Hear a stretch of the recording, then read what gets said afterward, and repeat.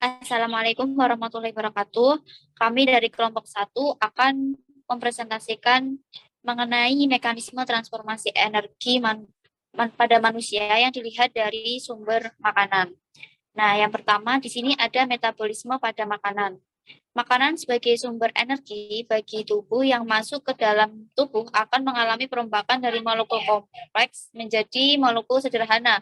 Perombakan ini akan menghasilkan sejumlah energi.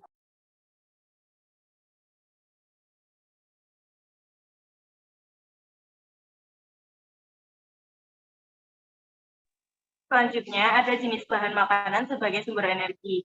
Nah, dari ini ada 4 jenis sumber nutrien utama. Yang pertama ada makronutrien, yang terdiri dari karbohidrat, protein, dan lemak yang menyuplai energi dari tubuh. Kemudian yang kedua ada vitamin, yaitu untuk membantu penggunaan makronutrien dan mempertahankan jaringan tubuh. Yang ketiga ada mineral yang mempertahankan homeostatis. Dan yang keempat ada air sebagai pelarut dalam tubuh dan alat transport untuk mendistribusikan nutrien ke jaringan. Nah, selanjutnya itu ada metabolisme bahan makanan.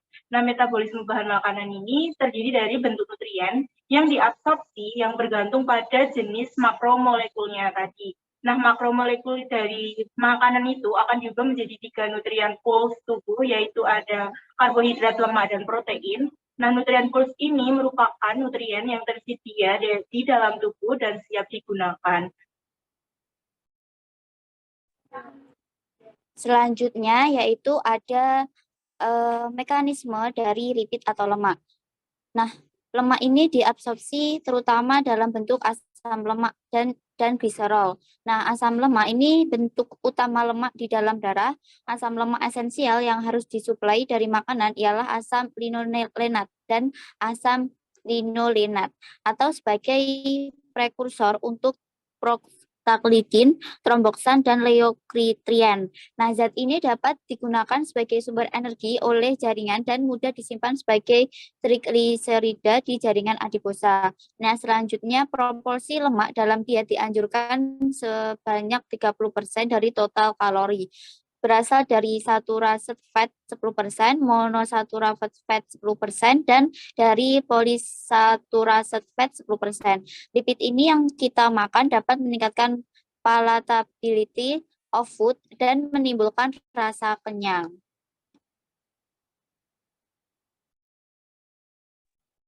Selanjutnya ada karbohidrat. Tahapannya ada yang pertama glikolisis, substratnya glukosa, dan menghasilkan asam pirufat yang berupa 2 ATP, 2 NADH. Tempatnya di sitoplasma.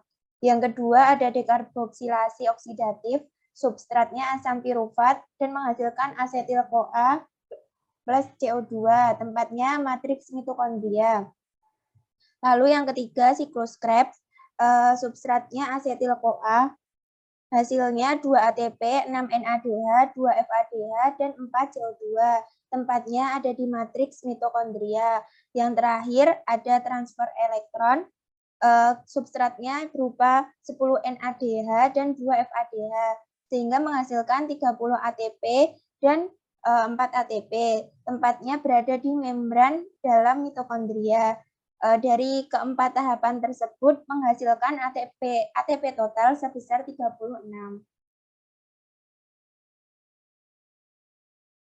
Baik, yang selanjutnya itu ada protein.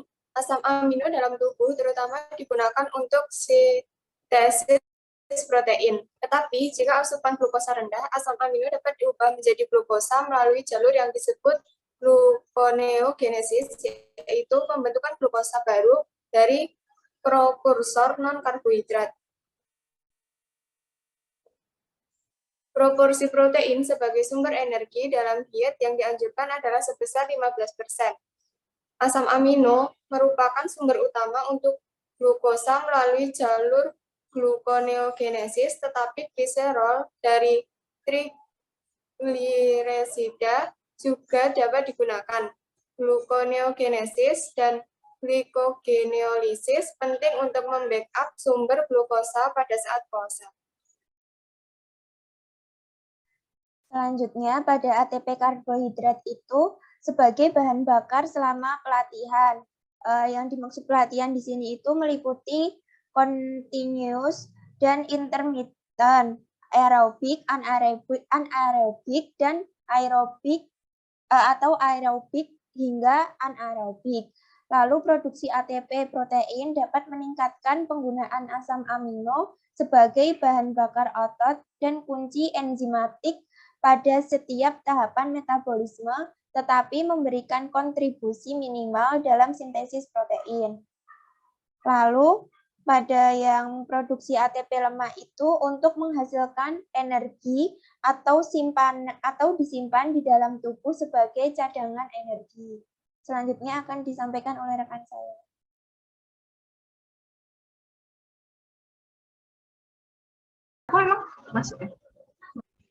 Berdasarkan siklus metabolisme bahan makanan tadi, terdapat beberapa faktor yang mempengaruhi metabolisme pada manusia. Yang pertama yaitu usia. Semakin bertambahnya usia manusia, maka lemak di tubuhnya semakin bertambah, sedangkan ototnya semakin berkurang. Hal tersebut memperlambat metabolisme pada tubuh.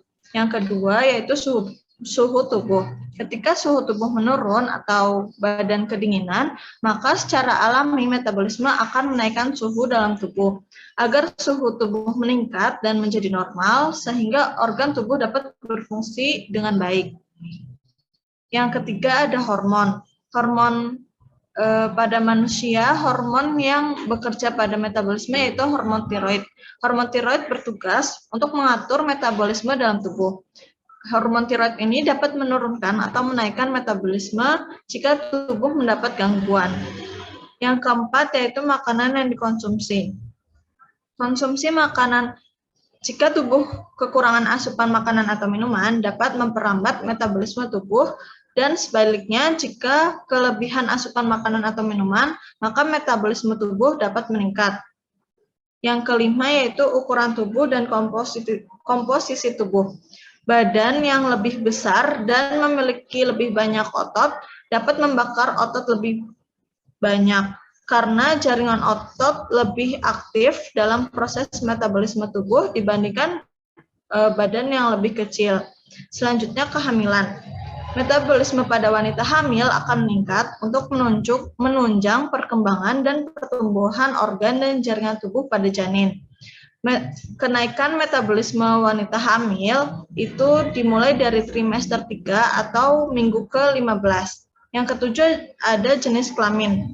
Pada pria lebih banyak membakar energi dibandingkan wanita karena pria memiliki lebih banyak memiliki jaringan otot dibandingkan lemak. Dan sebaliknya pada wanita. Yang kedelapan, genetik. Genetik atau keturunan dapat mempengaruhi ukuran pertumbuhan otot. Hal tersebut dapat mempengaruhi metabolisme tubuh pada seseorang tersebut. Yang terakhir adalah tingkat aktivitas. Banyak melakukan aktivitas fisik seperti olahraga dapat membuat tubuh membakar lebih banyak energi sehingga metabolisme meningkat. Yang selanjutnya akan dijelaskan oleh rekan saya. Selanjutnya adalah proses makanan masuk ke dalam tubuh dan menjadi energi. Yang pertama itu melalui mulut, lalu turun ke lambung, lalu ke duodenum atau usus 12 jari, lalu ke usus halus. Nah, di dalam mulut sendiri itu ada enzim yang membantu mengubah amino menjadi maltosa, itu enzim betialin atau amilase saliva. Kalau yang di lambung itu enzimnya amilase merubah amino menjadi maltosa. Kalau di usus 12 jari juga sama, amilase itu merubah amino menjadi maltosa. Sedangkan yang di usus halus itu ada 3 enzim. Pertama, maltose merubah maltosa menjadi glukosa dan glukosa. Yang kedua, sukrosa merubah sukrosa menjadi fruktosa dan glukosa. Yang ketiga itu ada laktosa merubah laktosa menjadi galaktosa maupun glukosa. Nah, setelah di usus halus itu menuju ke hepat, itu melalui bantuan vena porta. Nah, makanan sendiri itu berupa pati yang dicerna menjadi glukosa. Nah, glukosa itu awalnya berupa gula, yang gula itu diserap dalam bentuk glukosa sendiri. Setelah itu glukosa itu diubah menjadi glikogen maupun lemak. Kalau yang di glikogen itu disimpan di hati maupun otot. Kalau yang di lemak itu disimpan di perut, ginjal, maupun di bawah kulit. Lalu glukosa itu bisa berubah menjadi energi melalui bantuan proses oksidasi saat manusia respirasi. Baik, sekian presentasi dari kelompok kami. Kurang lebihnya mohon maaf. Wassalamualaikum warahmatullahi wabarakatuh.